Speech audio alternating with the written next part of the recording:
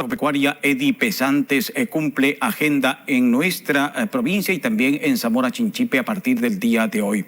La idea es aportar, señaló, con escuelas de campo, las que estarían dirigidas al sector ganadero, tecnificar en la medida de lo posible y brindar conocimientos para mejorar el tema del ganado en las dos provincias.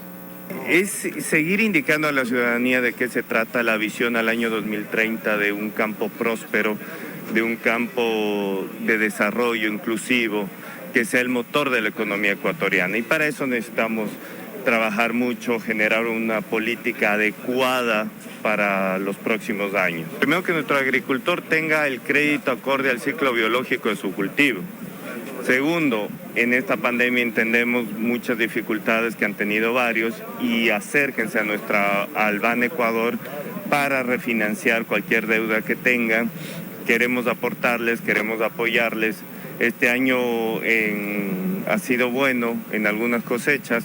Hemos crecido bastante en exportaciones y hay muchas cosas más por hacer, que es importante, y agradecerle al sector agrícola, al ganadero, por esa capacidad que ha tenido en toda esta pandemia de, primero, darnos la seguridad alimentaria y, segundo, ser un motor eficiente de producción en el Ecuador.